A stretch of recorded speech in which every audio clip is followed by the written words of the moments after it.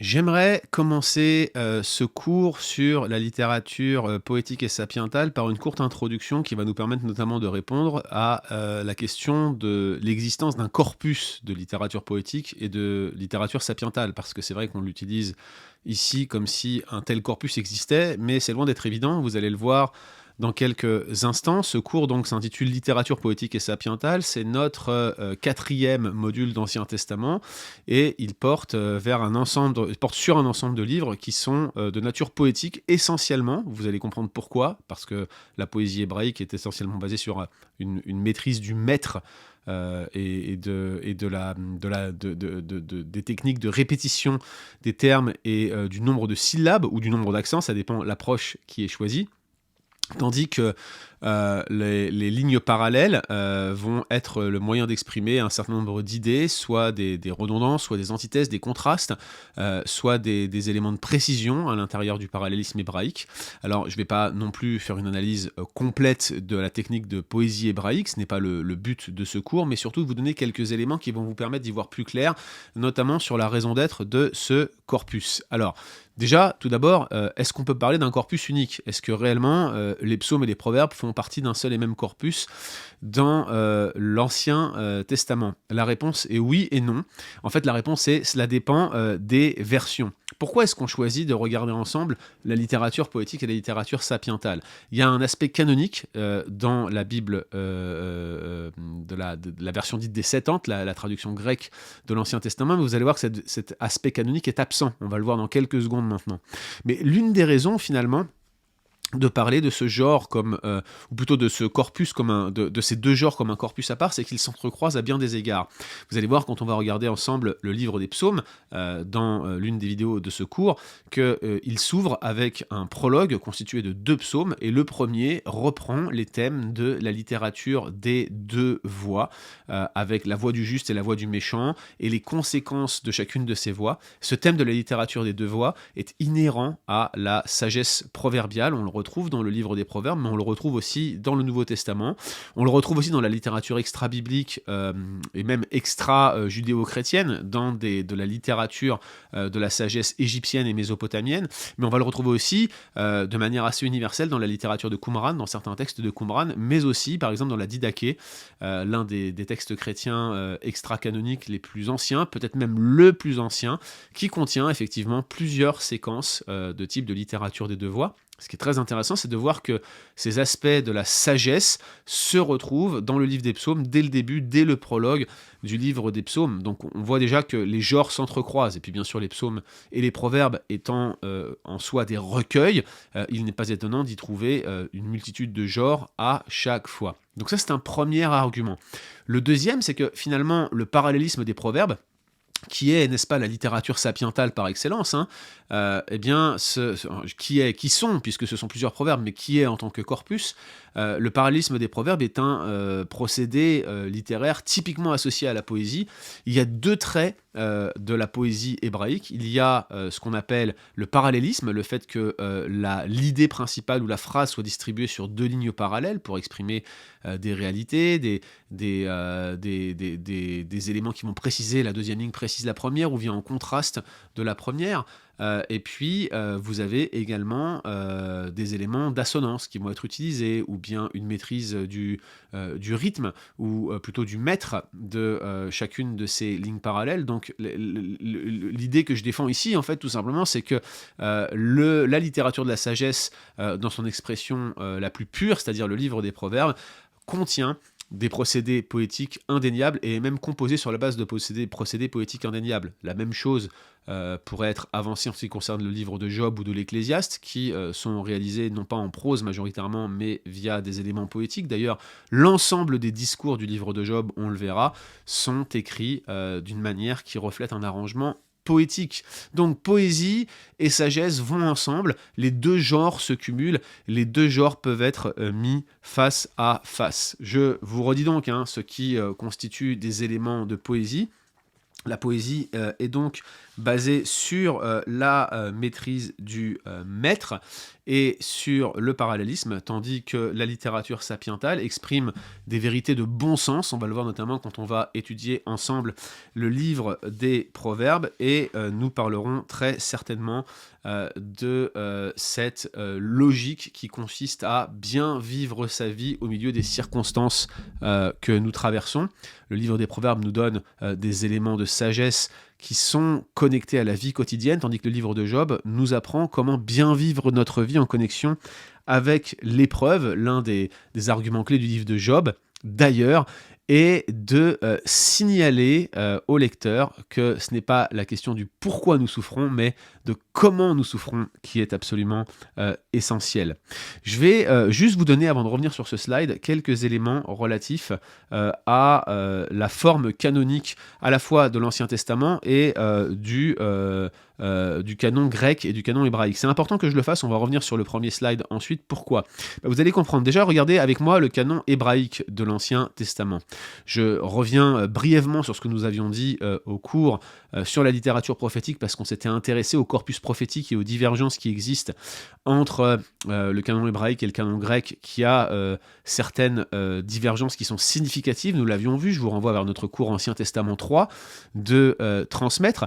Vous vous souvenez certainement de ces distinctions entre la Torah, les prophètes et ce qu'on appelle les Ketubim, les écrits, et vous vous souvenez que les psaumes, Job et les proverbes sont associés aux Ketubim. On a les lamentations de Jérémie qu'on va aborder dans ce cours sur la littérature poétique et sapientale, qui font partie des Megillot, les 5 rouleaux, mais attention, ils ne sont parfois pas placés dans cette forme canonique-là dans certains manuscrits hébraïques. Et puis, vous avez l'Ecclésiaste qui, de mémoire, voilà, fait partie lui aussi des Megillot. Donc l'intégralité des livres que nous allons étudier dans la littérature poétique et sapientale font partie d'un plus grand corpus, le corpus des écrits, mais les livres sont dispatchés dans différentes sous-catégories qui ne semblent pas être propices pour une analyse de la littérature poétique et sapientale en tant que telle. Mais si vous revenez sur le canon grec de l'Ancien Testament, vous allez voir que ce qu'on appelle les livres de la sagesse, finalement, se retrouvent tous ici. Vous avez Job, Psaume, Proverbe, Ecclésiaste, et puis, bien évidemment, le Cantique des Cantiques. Donc, tous ces textes-là se retrouvent à la fois dans le canon grec de l'Ancien Testament, mais également dans le canon hébraïque. Mais il y a bien un corpus à part dans la Septante, preuve que ces livres étaient perçus comme étant connectés soit de la poésie, soit de la sagesse. On a appelé ce cours littérature poétique et sapientale de l'Ancien Testament. On aurait pu l'appeler littérature de la sagesse sur la base de cette forme canonique. On aurait pu l'appeler aussi littérature sapientale uniquement. C'est assez drôle de voir comment les auteurs d'introduction à l'Ancien Testament on choisissent plutôt l'un que l'autre. Il n'y a pas vraiment de rationalité dans ce choix, mais on a choisi de suivre en tout cas cette direction en ce qui nous concerne. Je reviens donc sur ce premier slide de cours en revenant sur la raison d'être d'un corpus, ou plutôt d'une analyse de ce corpus comme un tout unifié.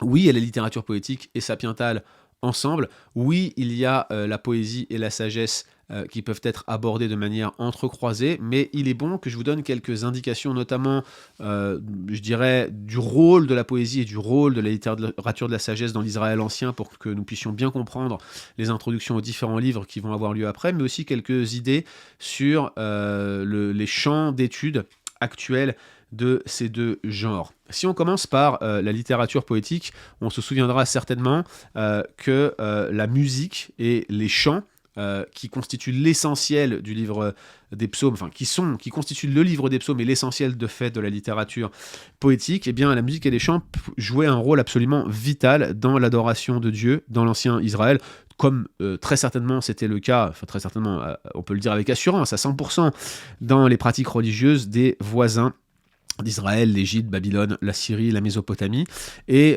au moyen de comparaison avec les indices que nous disposons dans les religions et les cultes du Proche-Orient ancien, on se rend compte que ce n'est pas une innovation dans le culte israélite, mais c'est tout à fait approprié de regarder la musique et les chansons comme étant, les hymnes comme étant essentiels à la vie liturgique, à la vie d'adoration du peuple de Dieu. Les psaumes étaient employés à différentes occasions dans l'Ancien Testament.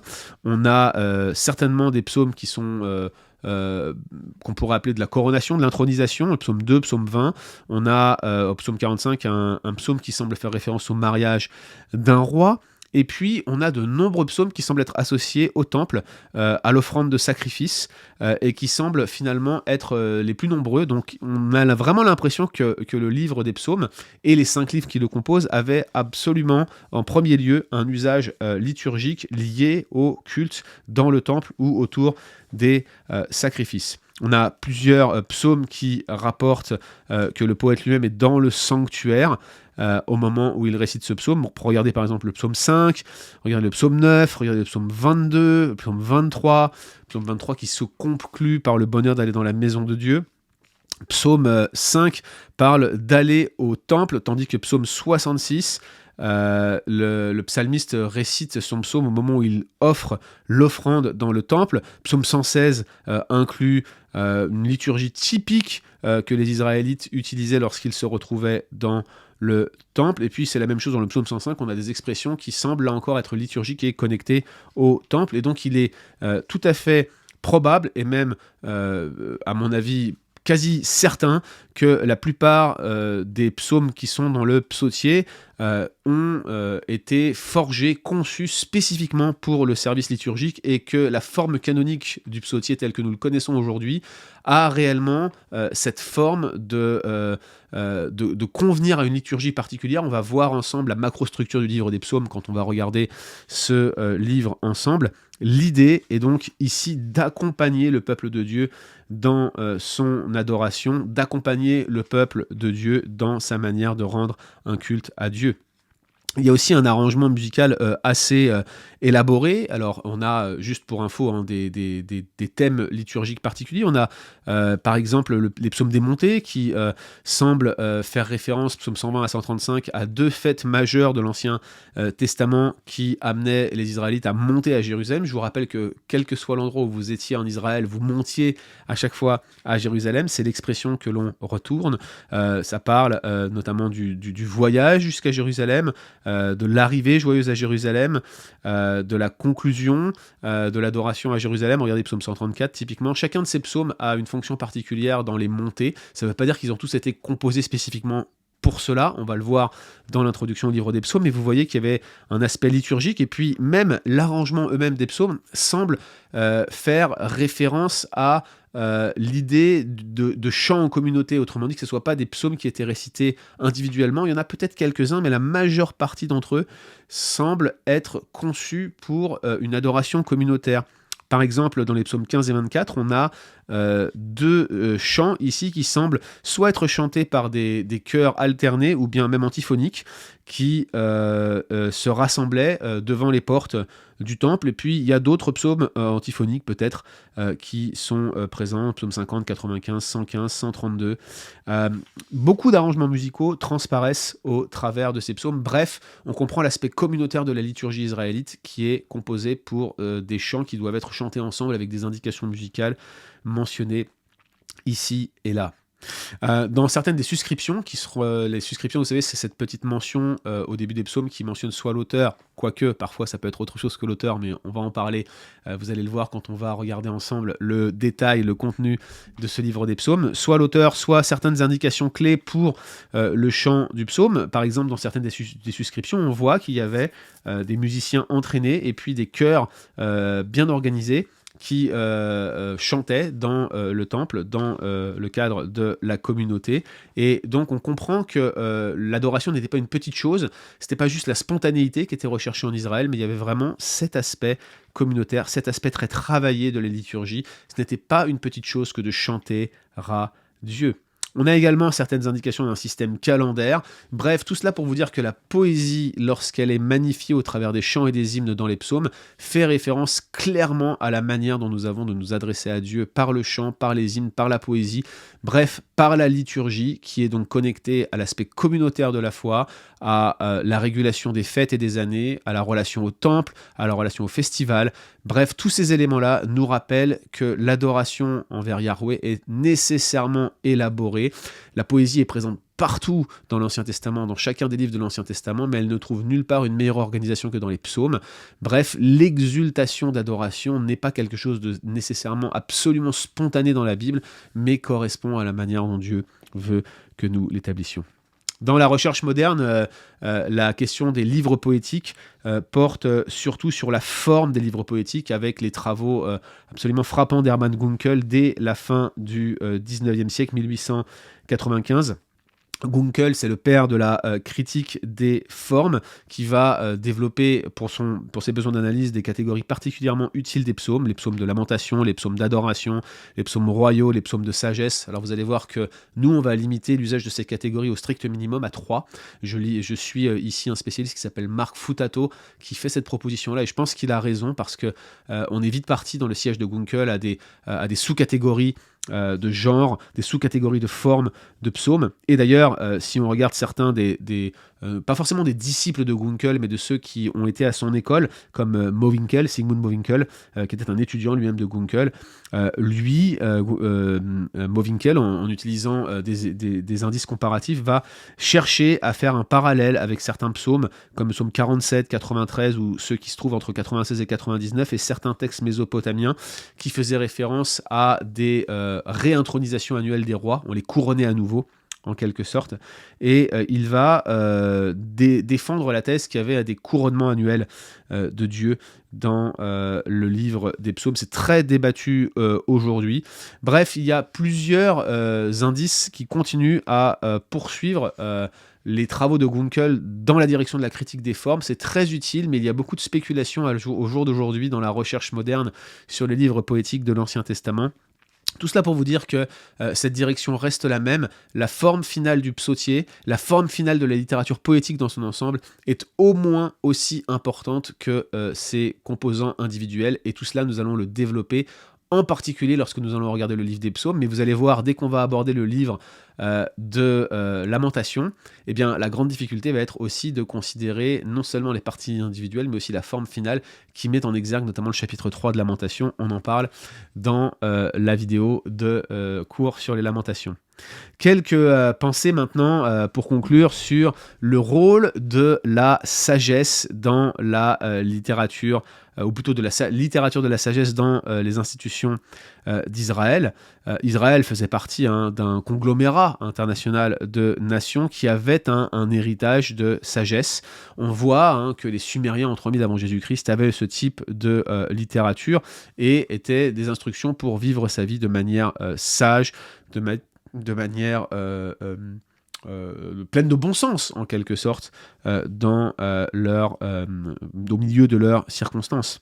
La plupart du contenu qu'on retrouve dans les instructions de la sagesse égyptienne peuvent être mis en parallèle avec le livre des Proverbes. Ce sont des instructions qui sont données parfois dans les livres égyptiens par des officiels, par des personnes de haut rang, à leurs enfants, à leurs proches, et on connaît la connexion entre le roi Salomon et l'Égypte. Regardez 1 Roi chapitre 3 verset 1, et donc ce n'est pas surprenant que Salomon ait pu emprunter ce type de sagesse, et en tout cas qu'il ait été influencé pour développer cette littérature de la sagesse, ces joints, ces liens historiques entre Salomon et l'Égypte et sa reconnaissance internationale a probablement servi à la promotion de la littérature de la sagesse en son temps. Ce n'est pas à dire que la littérature commencerait avec lui, vous allez voir que je fais partie de ceux qui datent le livre de Job de manière assez ancienne, mais il est évident qu'il va y avoir un vrai booster, un vrai développement de la sagesse, de la littérature de la sagesse du temps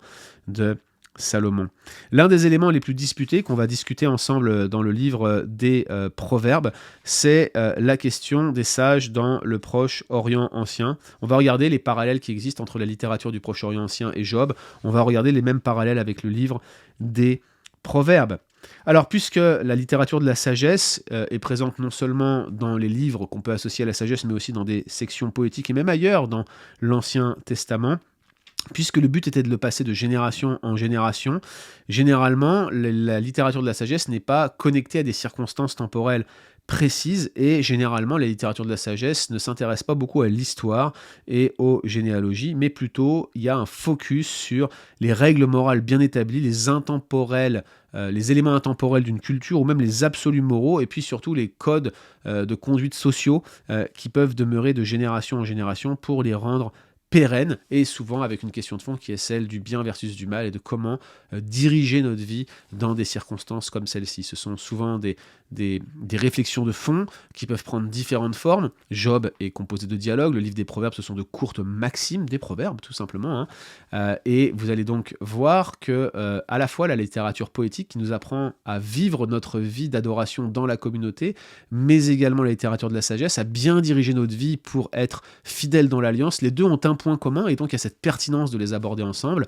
Finalement, la littérature poétique et la littérature de la sagesse fait réellement référence à la manière dont nous devons nous comporter dans l'alliance que nous avons avec Dieu pour à la fois l'adorer d'une manière qui est digne de sa gloire, digne de son nom, mais également pour bien vivre notre vie au regard des exigences qui sont les siennes et des circonstances qu'il dispose. Alors c'est parti pour ce cours, on commence avec les psaumes, et je vous dis à dans quelques instants.